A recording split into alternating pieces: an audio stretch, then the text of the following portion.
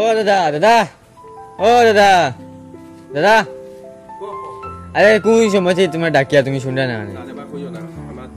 এক সপ্তাহ থেকে না মাথা মগজ ঠিক না বুঝছো বহুত টেনশন আছে এর লাগি তুমি যে ডাকিতে আমি এটা শুনি আরো না ও শুনছি তোমার বউ বলে হারিয়ে গেছে ওই রে বা এক সপ্তাহ থেকে না নেই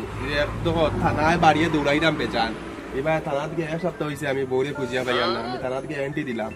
এখন থানায় কিছু করতে পারেন না এখন করতাম কিতা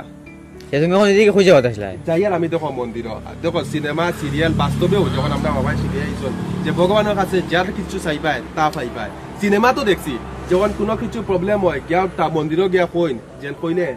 ভগবানে একটা চমৎকার একটা দেখাই বা ভগবানের দেই এটার লাগিয়া আমি এখন থানাও তো হারিয়ে গেছে থানারও গিয়া কইরাম থানায়ও ফান্না খুঁজিয়া এর লাগে গেল যাইলাম মন্দিরও গিয়া আমার কাছে তোরা দর্শন কইয়া কই যেন যত তাড়াতাড়ি পার হইন বা বহু তারে ফিরে আনি দক্কা কত লাগে যাইলাম যাওয়াতে আসলাম আর তুমি ডাকছো আরে তুমি রাম মন্দিরও যাইতা আমি তাই নিজে তান বউরে আনতে পারছো না হনুমানের জ্ঞানাল আছে আর তুমি রাম মন্দিরও যাইতা তুমি হনুমান মন্দিরে যাও না গিয়া